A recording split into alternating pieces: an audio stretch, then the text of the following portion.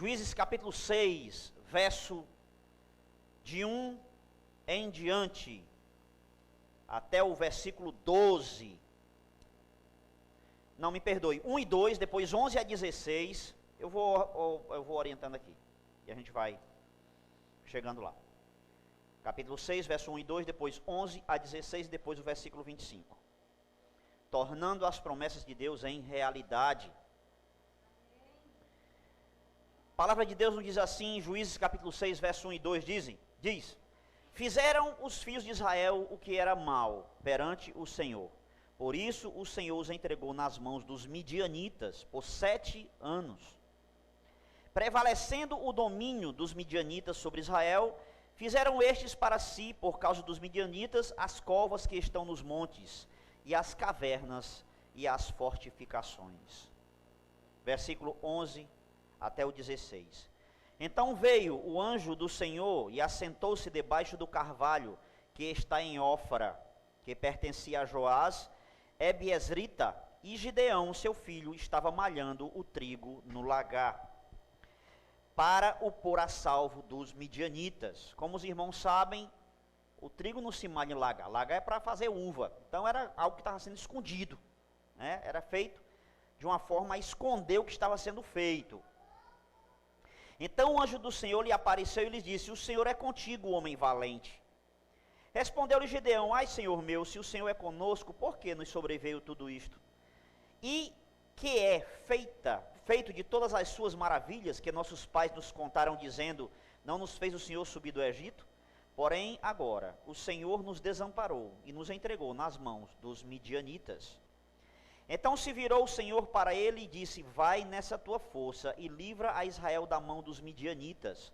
Porventura, não te enviei eu? E ele lhes disse: Ai, Senhor meu, com que livrarei a Israel? Eis que a minha família é a mais pobre em Manassés, e eu o menor na casa de meu pai.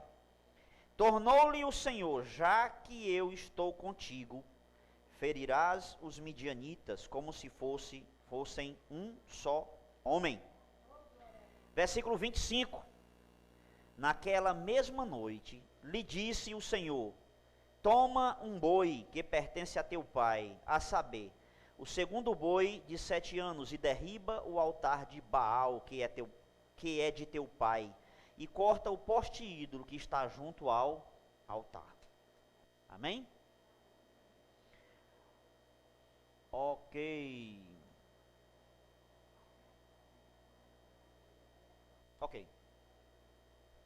Meus amados, Deus, Ele tem promessas para nós, e nós sabemos disso.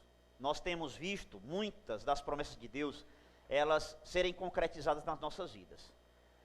Nós, do ano passado, nós tivemos, no final do ano, no encontro que nós tivemos, nós ouvimos muitas promessas de Deus. Deus realizou coisas grandiosas no nosso meio. E nós sabemos que muitos dos irmãos que ali estavam, não contaram as suas promessas, as promessas de Deus na vida deles, porque não deu tempo. O tempo era muito curto para a gente poder ter todas aquelas atividades de final de ano e depois ainda ter o jantar do final do ano. E as promessas de Deus nós temos visto, inclusive nesse início de ano, muita coisa também já foi realizada nas nossas vidas. E nós também fazemos promessas. Deus faz promessas para nós e também às vezes nós fazemos promessas que não se cumprem, né? Tem gente, por exemplo, que promete que vai emagrecer no ano de 2016. Eu quero emagrecer no ano de 2016. E aí quando vai ver o dia 1º do ano caiu numa sexta-feira. Aí diz: mas o dia 1º numa sexta-feira não dá certo, eu só vou começar na segunda. E aí na segunda já não começa porque tem um problema.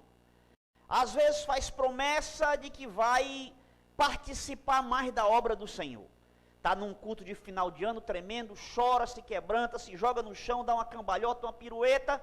Quando fica de pé, diz: Senhor, eu faço uma promessa para o Senhor a partir do ano de 2016. O Senhor pode contar comigo para o que der e vier. Quando começa o ano, já esqueceu que a promessa que Deus fez, que fez diante de Deus. Às vezes prometemos as coisas para os outros, né? olha, eu prometo estar na tua casa amanhã, 7 horas da manhã. O cara espera, bate 8, 9, rapaz, não deu para eu ir, nem sequer liga para avisar. Então, às vezes, fazemos promessas para Deus, fazemos promessas para nós mesmos, fazemos promessas de uns para com os outros, mas nós também temos que se lembrar que nós somos promessas de Deus para este mundo. Nós somos a igreja do Senhor Jesus. Existe uma promessa de salvação na vida do homem, e nós somos instrumentos para que essas promessas também se cumpram na vida dessas pessoas. Um dia nós não tínhamos Jesus. Nós passamos por momentos, meus irmãos, muito difíceis nas nossas vidas, no passado, quando nós não tínhamos Cristo. Mas um dia a palavra nos alcançou, alguém levou essa palavra para nós, e nós fomos resgatados do mundo em que nós vivíamos. Hoje nós somos uma promessa de salvação eterna. Nós somos promessa de que Deus realizou em nós a sua palavra de salvação eterna em Cristo Jesus em nós. Fomos resgatados do mundo em que nós vivíamos. Nós, muitas vezes, achamos que as promessas que Deus tem para nós, que são mais de 8.000 promessas, dentro da palavra de Deus, que nós observamos, a gente às vezes acha que essas promessas estão muito demoradas. E a gente fica perguntando, quando é que vai acontecer? E a gente até já pregou algumas coisas a respeito disso, que a gente às vezes espera a promessa de Deus, acha que está demorando, ela está demorando, no dia que ela acontece, o crente ainda diz assim, será que é de Deus? Eu vou pedir uma confirmação do Senhor.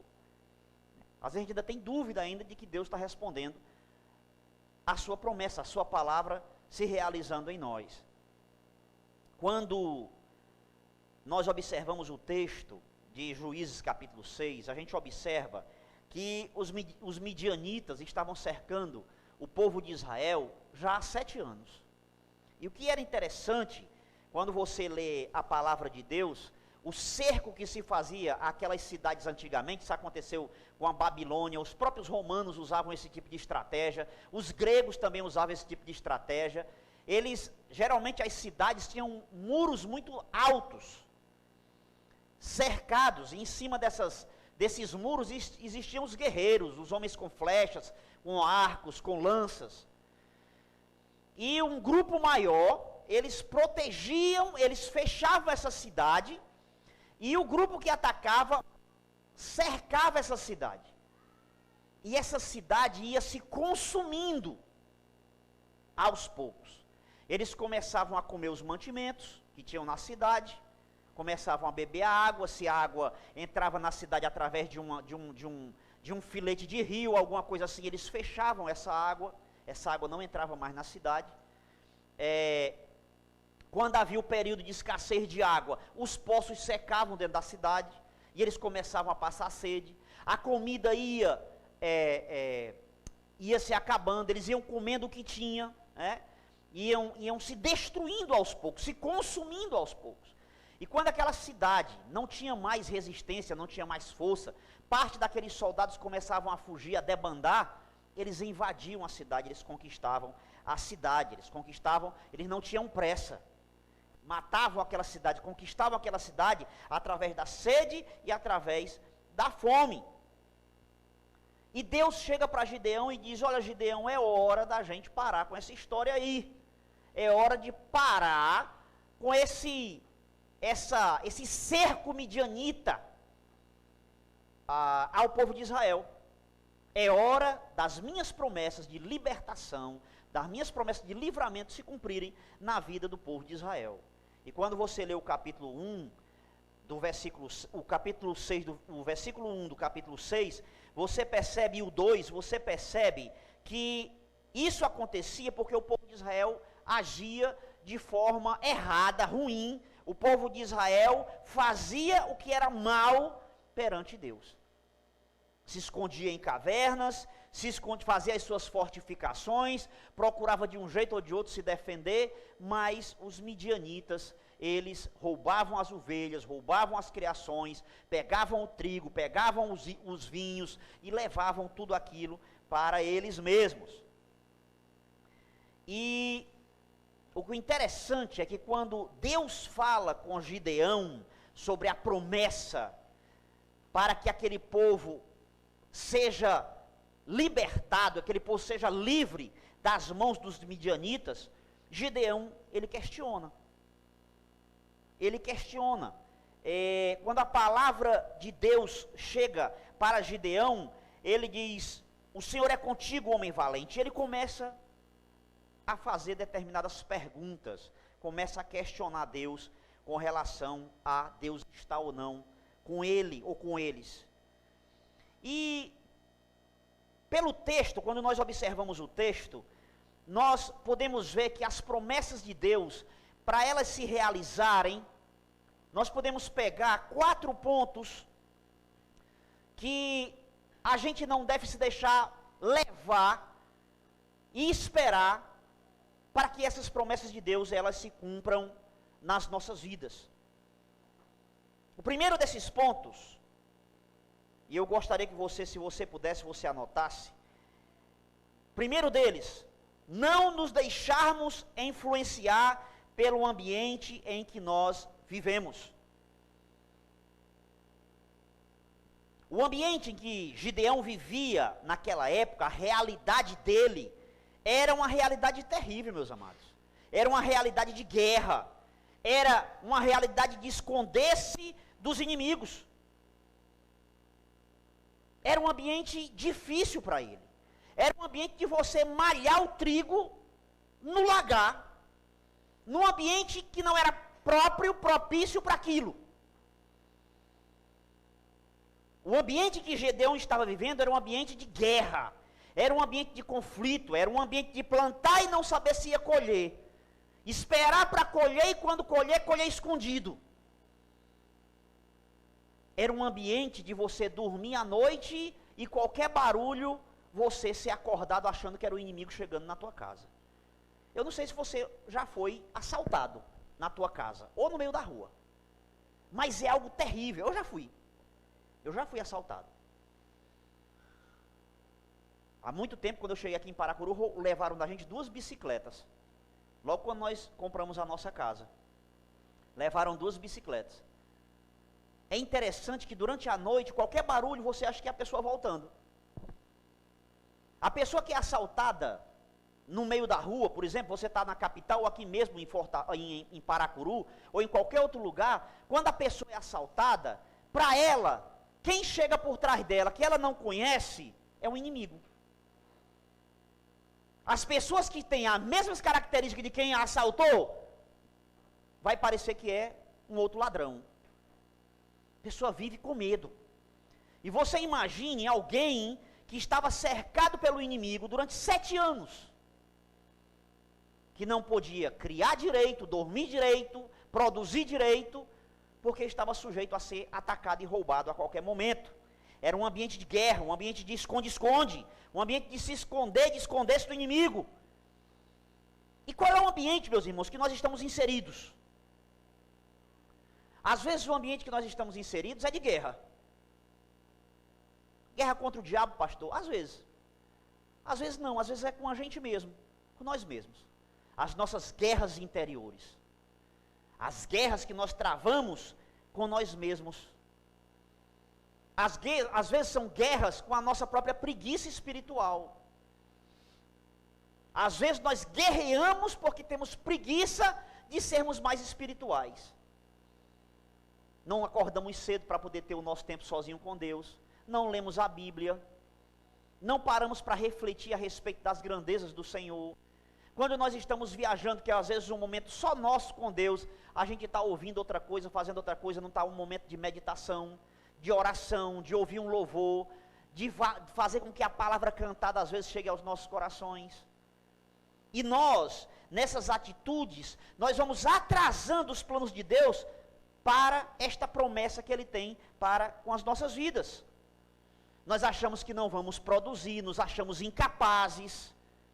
Nós nos achamos incapazes para sermos as promessas de Deus, porque dizemos que as circunstâncias não são favoráveis. Pastor, o momento não é propício para eu poder está engajado na obra de Deus agora porque eu tenho alguma coisa para fazer. Eu estou querendo malhar o trigo no lagar. Em algum momento da nossa vida, muitas vezes, meus irmãos, essas circunstâncias, esse ambiente que nós vivemos, ele influencia de modo negativo para que as promessas de Deus nos alcancem. A Bíblia diz que Deus, ele tem prazer na prosperidade dos seus servos, dos seus filhos. E quando é que a gente se sente servo e quando é que a gente se sente filho? Quando a gente está obediente na presença do nosso Pai. Não é verdade? O servo agrada ao seu Senhor quando ele é servo. Quando ele faz o trabalho que ele tem que fazer, sem o Senhor estar passando o tempo todo cobrando dele o que tem para ser feito. É tanto que aquele que é servo, aquele que trabalha e que ele produz de forma excelente, ele acaba sendo promovido. Não é assim? É. O filho que agrada ao pai, o pai tem prazer de presentear o filho. O pai abraça, o filho abraça, o filho tal, o filho ama, abraça, beija. O filho tem prazer naquele filho, porque se alegra com ele. Deus, meus irmãos, tem prazer que os seus filhos o adorem. Deus tem prazer que os seus filhos o amem. Deus tem prazer que os seus filhos o obedeçam. João capítulo 6, versos...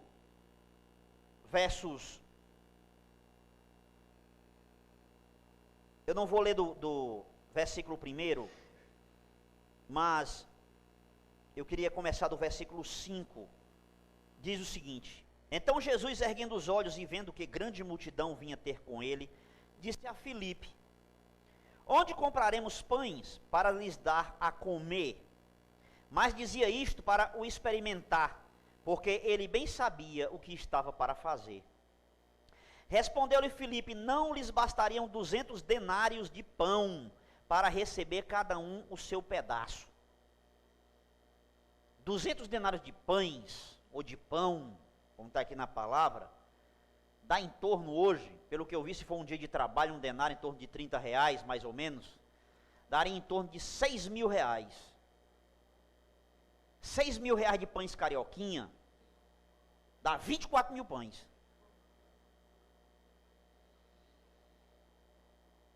Vamos supor que cada pessoa aí de carioquinha coma, sei lá, não vou dizer a quantidade porque tem irmão aqui que pode botar carioquinha, né?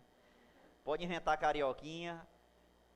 Mas quando você observa esses valores, talvez fosse o que eles tivessem na bolsa, R$6.000, não sei. Eles não bastariam 200 denários aí para poder comprar de pães. E um outro discípulo chamado André, que é irmão de Simão, diz a Jesus: Está aí um rapaz que tem 5 pães de cevada e 2 peixinhos. Mas que é isso para tanta gente? Sabe, meus irmãos, eu estava até fazendo um cálculo assim meio grosseiro, que se a gente tirar todos os finais de semana, os feriados do nosso calendário, dá aproximadamente aí 200 e alguma coisa, mas vamos supor que dê uns 200 dias de trabalho por ano, né?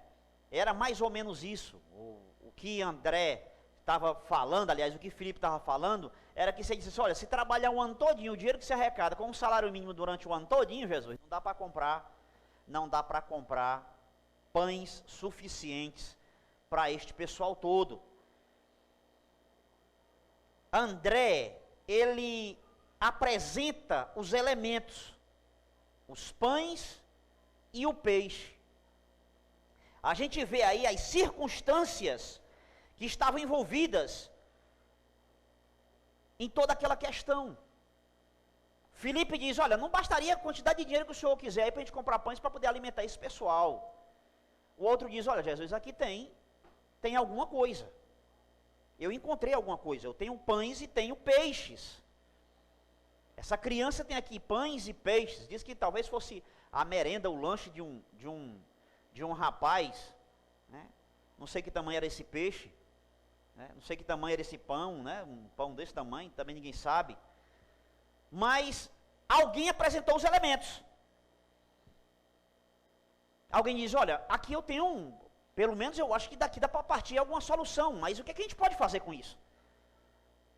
Sabe, meus irmãos, quando a gente coloca algo nas mãos de Deus, quando a gente coloca os elementos na mão de Deus, às vezes você diz assim, Senhor, eu não sou capaz de fazer determinadas coisas na tua obra. Eu só tenho isso. Eu só tenho isso aqui. Eu tenho uma boa vontade de fazer, mas eu não sei como fazer. Eu não sei ler a Bíblia, eu não sei estudar a palavra, eu não sei por onde começar, eu não sei orar, mas eu tenho a minha vida que eu quero entregar para o Senhor, e o que é que o Senhor vai fazer disso aqui? Eu acredito, meus irmãos, quando a gente dá esse primeiro passo, Deus pega a nossa vida e faz um vaso tremendo para a obra dele. É o que ele está fazendo com muita gente daqui. Se nós fizermos uma análise daquilo que nós éramos, pastores, supervisores, líderes de célula, quando nós chegamos diante do Senhor, nós não sabíamos absolutamente nada. Nada. Hoje muitos estão despontando. Por quê? Porque decidiram entregar verdadeiramente a vida a Jesus, para que a obra, as promessas de Deus se cumprissem na vida deles. Muitas vezes nós queremos, com o nosso braço, resolvermos as questões, para nós sermos essa promessa de Deus na marra, querendo fazer as coisas do nosso jeito. Mas nós temos, meus irmãos, que entender que Deus pode fazer muito mais com a ação sobrenatural dele, do que os nossos braços naturais.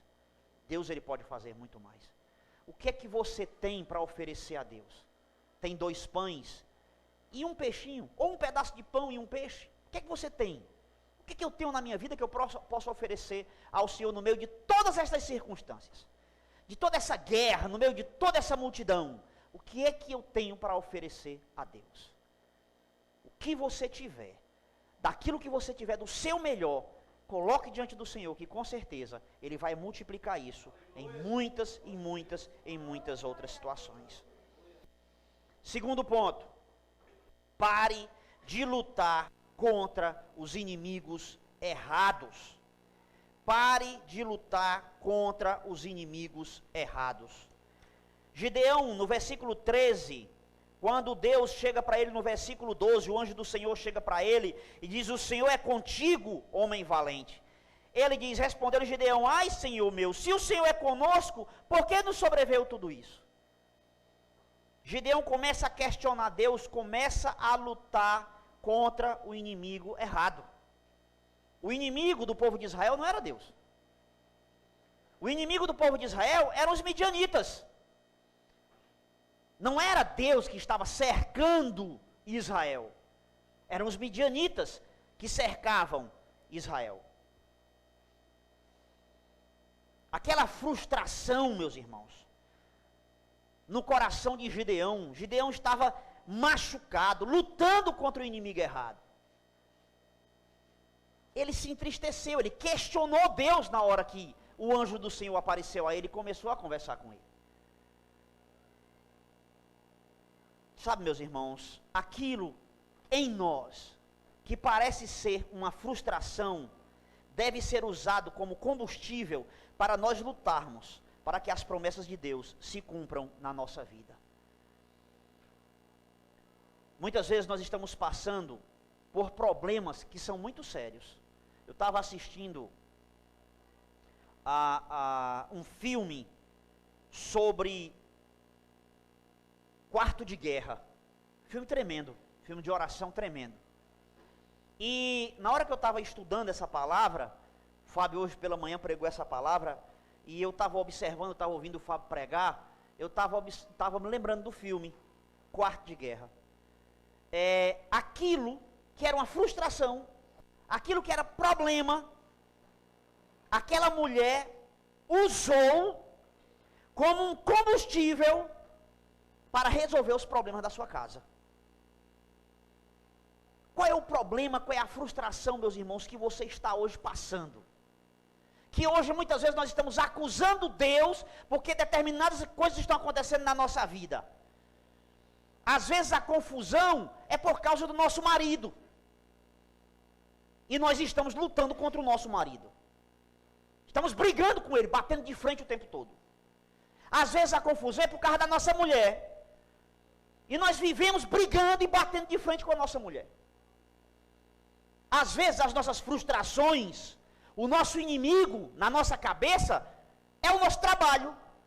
São os nossos companheiros que trabalham com a gente. São os nossos filhos. São os nossos projetos. E a gente começa a entrar em conflito com eles. Mas na verdade, o inimigo não é Deus.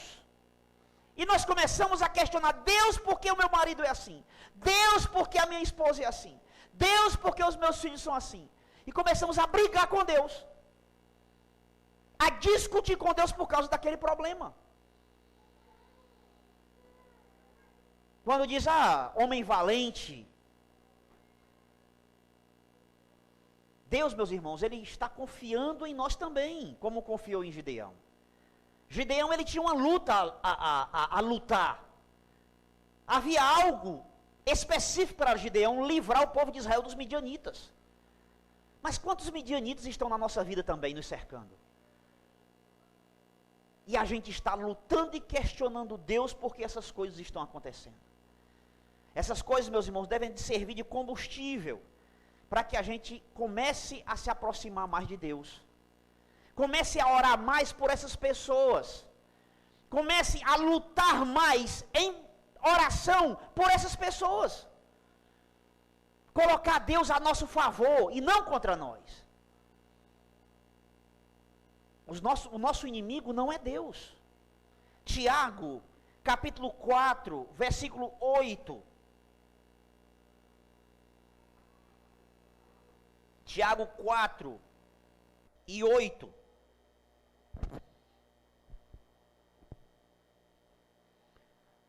Chegai-vos a Deus, e Ele se chegará a vós. Alimpai as mãos, pecadores, e vós de duro ânimo purificai os corações. Sabe, meus irmãos, quando nós estamos nos chegando a Deus, Ele vai também chegar a nós também. Versículo 7, volta para mim, o versículo 7, por favor.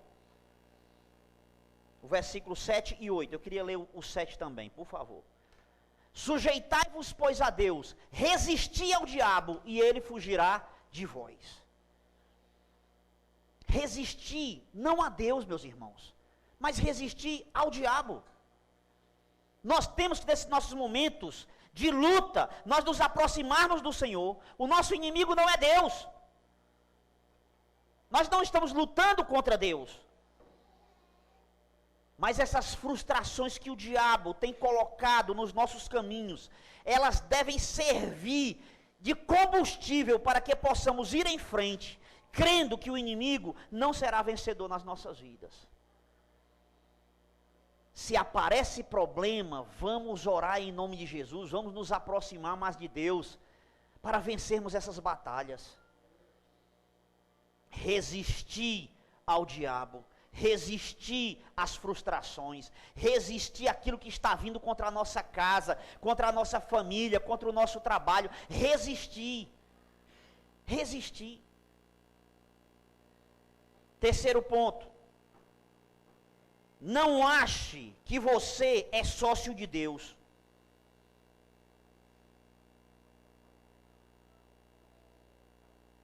Não ache que você é sócio de Deus.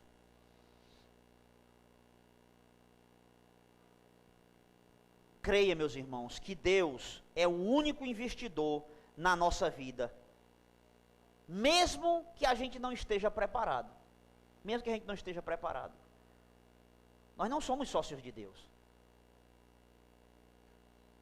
Ele é o grande investidor na nossa vida. Olha o que é que nos diz, meus irmãos, o versículo 14 e o versículo 16. Versículo 14, o anjo do Senhor diz o seguinte: Então se virou o Senhor para ele e disse: vai nessa tua força e livra a Israel da mão dos midianitas. Porventura não te enviei eu? Versículo 16 diz: tornou-lhe o Senhor: já que eu estou contigo, ferirás os midianitas como se fossem um só homem. Muitos de nós, meus irmãos, que somos crentes, dizemos que nós não estamos preparados quando somos convidados para participarmos da obra de Deus, de estarmos inseridos na obra de Deus. Quando nós nos levantamos e dizendo: olha, você é um poderoso líder, você diz: não, pastor, não estou preparado ainda. Você é um grande homem, uma grande mulher de Deus. Não, pastor, não estou preparado ainda, não, eu preciso me preparar mais para poder estar nessa obra. Mas se preparar como, meu amado? Como é que você está se preparando? Está lendo mais a Bíblia? Está orando mais? Está tendo mais tempo com Deus? Amém por isso. Mas se está esperando de Deus algo sobrenatural, o anjo do Senhor aparecer na tua frente para poder realizar isso, olha, eu acho meio complicado isso. É muito complicado. Se nós observarmos a figura de Gideão, você vai entender que Gideão não era perfeito, não. O que ele colocou, depois colocou Deus à prova. E nós ficamos nesta situação, nós não somos perfeitos. Nós não somos perfeitos. Deus não está procurando pessoas perfeitas. Deus não está procurando pessoas perfeitas, não, meus irmãos. Ele está querendo pessoas para aperfeiçoar. Ele está querendo pessoas que estão dispostas a aprender e a crescer nele. Se a gente só for abraçar a obra de Deus quando a gente estiver preparado, sabe quando é que isso vai acontecer? É nunca. É nunca. Nunca seremos sabedores de todas as coisas. No discipulado, é uma ótima maneira de você estar se preparando.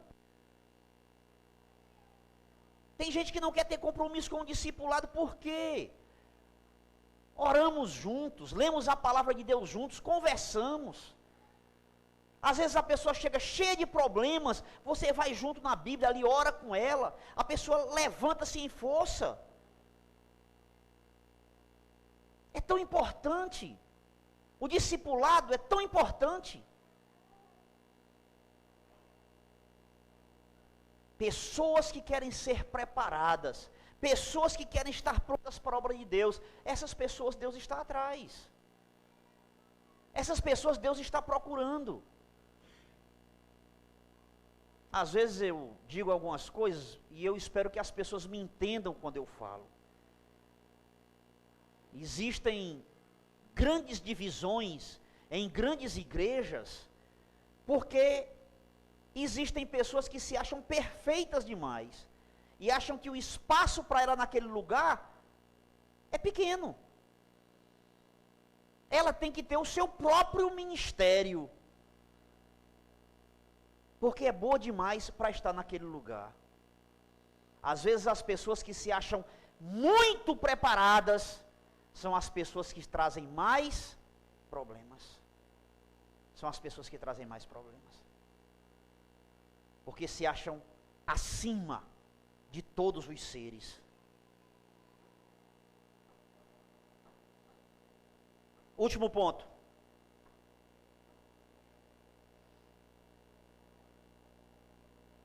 Derrubar os altares errados que estão tomando o lugar de Deus na nossa vida. Derrubar os altares errados que estão tomando o lugar de Deus na nossa vida. Versículo 25, meu amado, por favor, de Juízes 6. Ah, meu palminho aí então.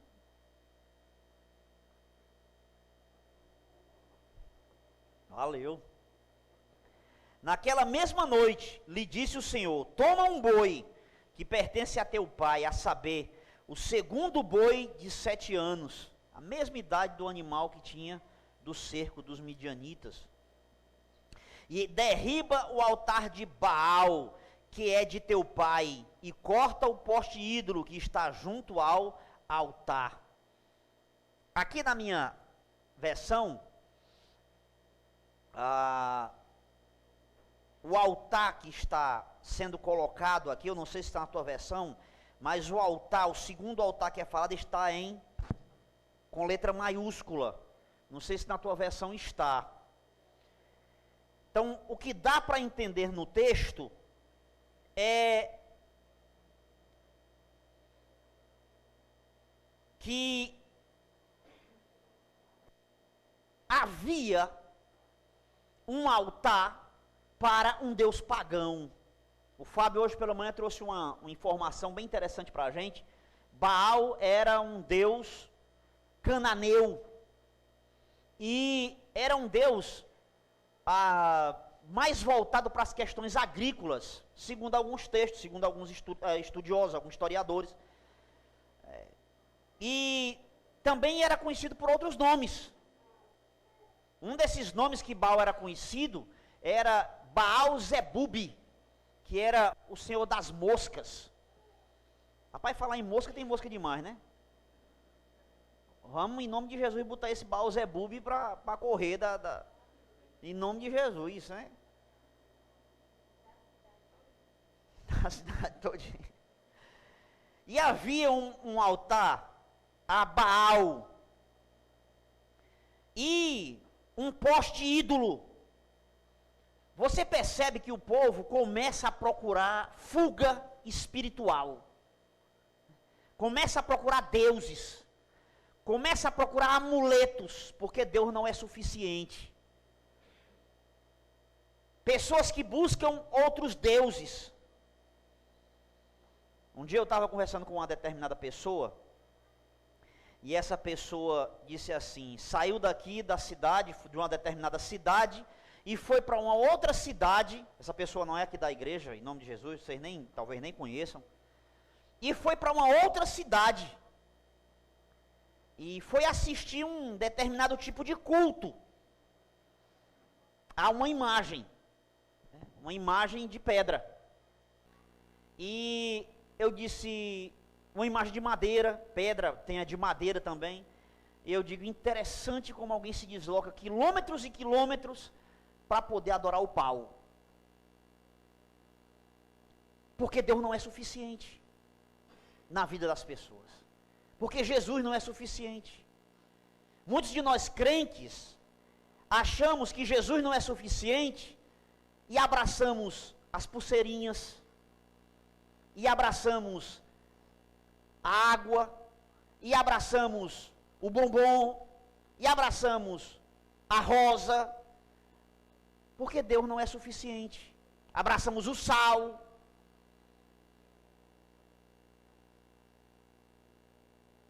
Eu vou passar a vender o armário ungido do Senhor para guardar todas essas porcarias aí, essas coisas tudinho, para botar dentro. Para ver se eu ganho dinheiro também, não é possível um negócio desse. Será que a gente não entendeu que nós não precisamos de amuletos? Nós não precisamos de amuletos. Jesus é suficiente na nossa vida. O Senhor é suficiente na nossa vida. Tem pessoas que têm deuses e deuses que não se soltam deles. Altares que não se soltam deles. Nós, meus irmãos, precisamos derrubar esses altares das nossas vidas. Deus queria que Gideão consertasse algo na casa de seu pai. Altares que por muitos anos já fazem parte do nosso dia a dia. Coisas de família. Coisas de família. Nós, meus irmãos, não precisamos desses altares nas nossas vidas. Tem algum poste ídolo atrapalhando o nosso culto a Deus? Alguns irmãos, muitas vezes nos momentos de Santa Ceia, não participam do momento de Santa Ceia, às vezes porque estão passando por algum problema.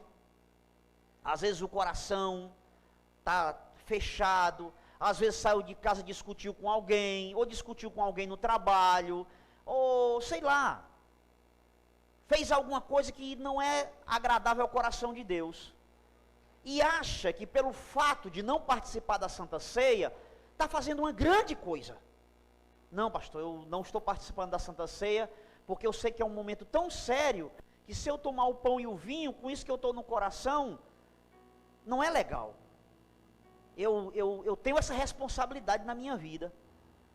Levanta-se depois do culto e vai para casa com o mesmo problema, com a mesma raiva, com o mesmo problema no trabalho, com a mesma falta de perdão, para com a esposa, para com o marido, para com o colega de trabalho, com a mesma falta de amor. Para que adiantou vir para o culto? Louva, e na hora da Santa Ceia não participa da Santa Ceia porque está com um problema. Meu amado, momento de Santa Ceia não é para se deixar de participar, não. Tem que remover esse altar em nome de Jesus. É para sair daqui com o coração limpo, participar da Santa Ceia com o coração limpo, e sair aqui com o coração cheio de perdão para dar. Tem uma mudança de comportamento. Não, pastor, eu não estou participando porque tem um pecado na minha vida ali, que eu cometi, ou que eu estou cometendo, e eu não posso participar da Santa Ceia. Pois antes da Santa Ceia é o momento para deixar esse pecado em nome de Jesus. Jogar tudo isso fora. Sair daqui com o coração puro, meu amado. Fazer em nós essa transformação que Cristo fez. Realizar em nós essa transformação que Cristo fez em nós. Buscar para sermos curados em nome de Jesus. Enquanto, meus irmãos, nós não derrubarmos este poste ídolo, nós não seremos promessas de Deus para nós derrotarmos os inimigos que estão ao nosso derredor. Deus quer em nós transformações profundas.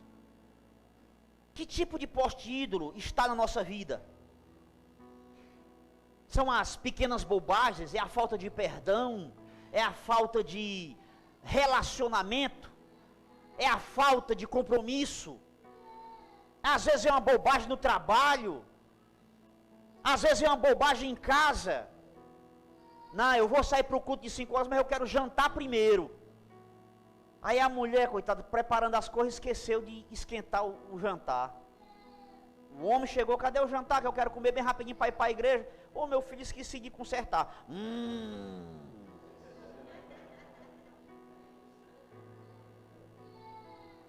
Levantou-se o Hulk da mesa. O cara mudou de cor, ficou verde, mano.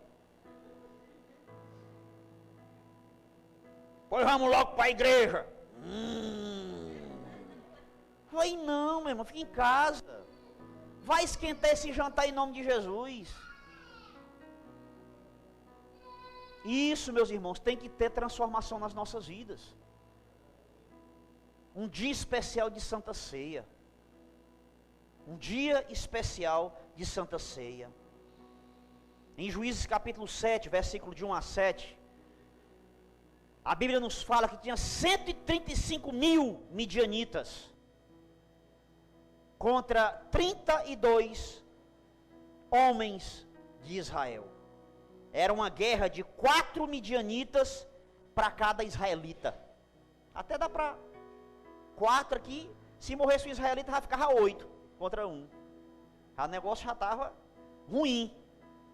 32 para 135 mil. Dava 4 para 1. Aí Deus disse, ó, tem muita gente aí. Se esse povo aí ganhar, vencer a guerra com 32 mil, vão dizer que na verdade foi o braço deles. Não foi o braço de Deus.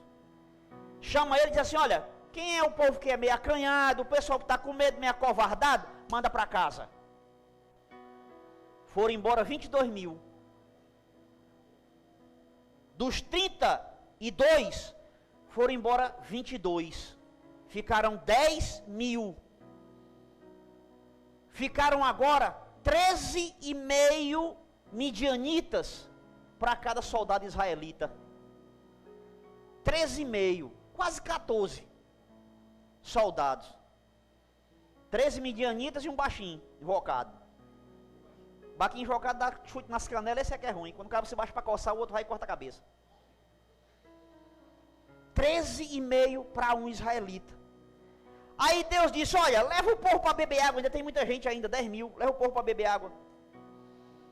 Quem pegar e se baixar para beber água, ajoelhado, bebendo com a boca na água, tu manda embora.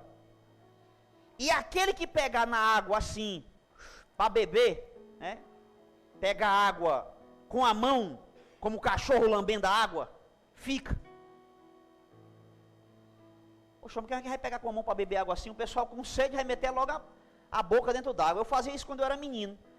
Lá na minha cidade, lá no Acaraú, a gente ia lá para um açude.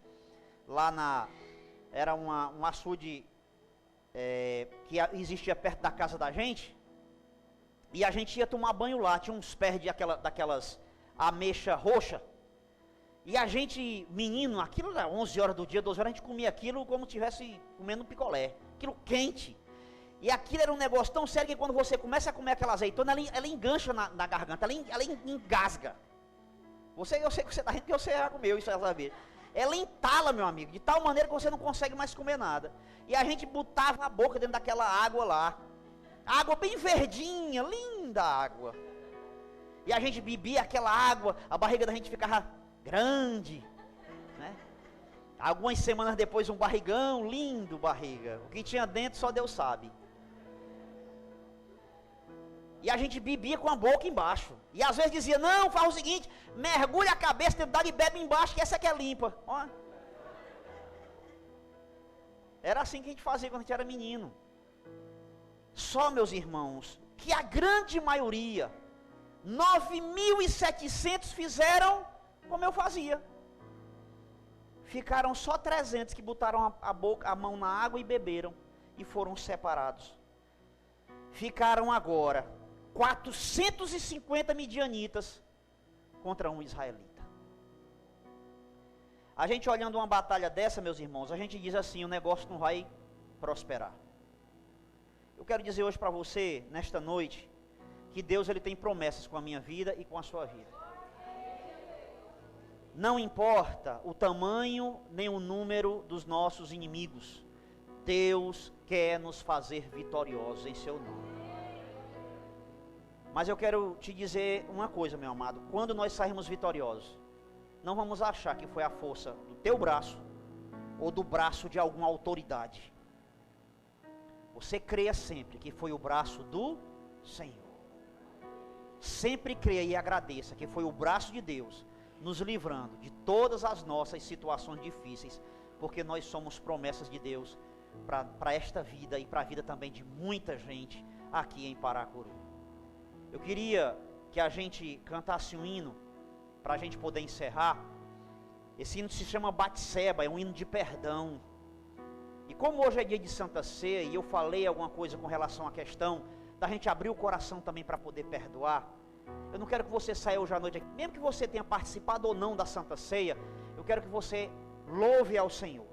E que a gente possa pedir perdão ao Senhor dos nossos atos, para que quando nós sairmos por aquela porta, a gente saia daqui com o coração verdadeiramente limpo para o Senhor. Amém, meus amados? Vamos ficar de pé e vamos louvar o nosso Deus em nome de Jesus. Se você souber, vamos cantar juntos, vamos louvar juntos, porque é uma canção lindíssima.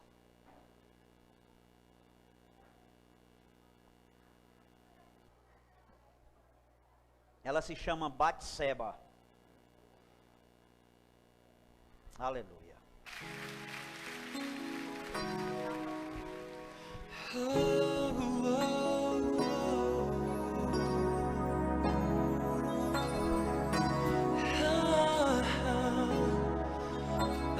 Cante comigo, meu amado. Vamos cantar e louvar juntos. Deus, dá-me perdão por causa do teu amor.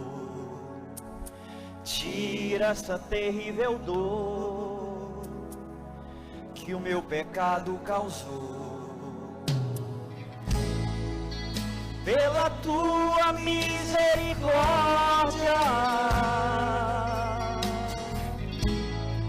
livra-me completamente. Pega toda a minha culpa e leva leva na cruz, Jesus. Aleluia. Reconheço que errei vergonhosamente e que nunca aprovou o que eu fiz. Os meus erros me perseguem dia e noite. Eu quero perdão como nunca quis. Cria em mim, ó Deus, um coração de adorador, louco de amor pelo Senhor, livre da culpa e da dor, e traz de volta, ó Deus, a alegria de cantar, a salvação vou festejar pra sempre e sempre, pra sempre e sempre, perdão. Nós podemos fazer essa oração. Oh, aleluia! Deus cuida de mim, Jesus, o meu bom pastor, deixou as 99 e para o asfixo buscou. E com tanta misericórdia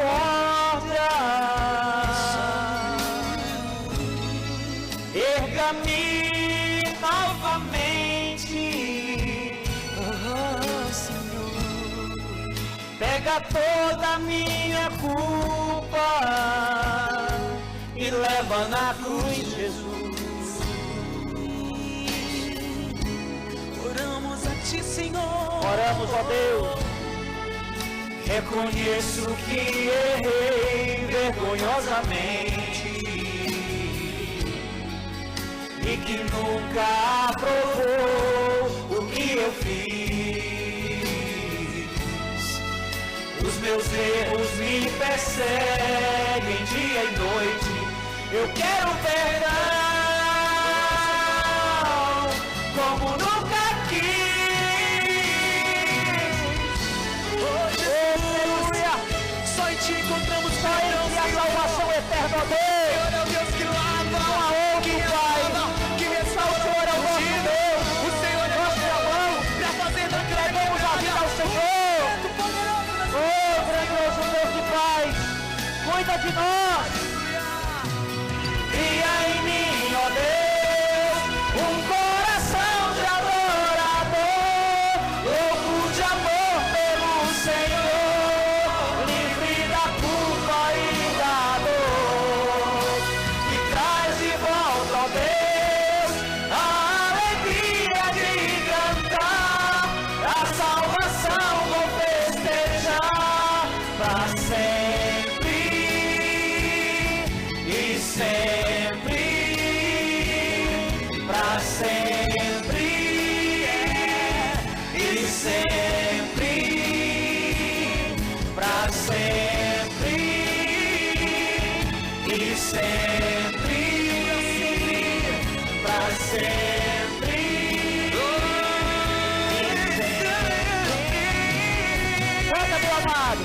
Cria em mim, ó Deus, um coração de adorador, louco de amor pelo Senhor, livre da culpa e da dor, e traz de volta, ó Deus, a alegria de cantar, a salvação vou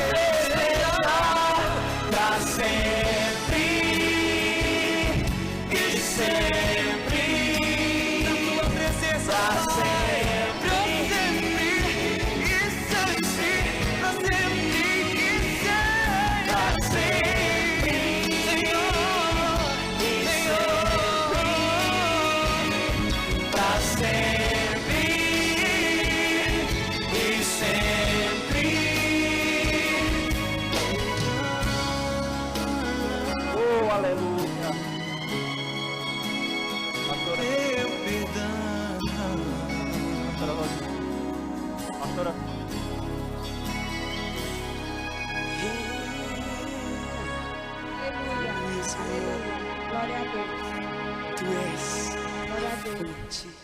Amém. Depois de uma palavra tremenda, maravilhosa, de um louvor, em que nós nos derramamos na presença do Senhor. Amém? Vamos aplaudir o Senhor Jesus. Glória a Deus. Que o Senhor nos abençoe e nos guarde. Que o Senhor resplandeça o seu rosto sobre cada um de nós e tenha misericórdia de nós. Que o Senhor levante o seu rosto e nos dê a paz em Cristo Jesus.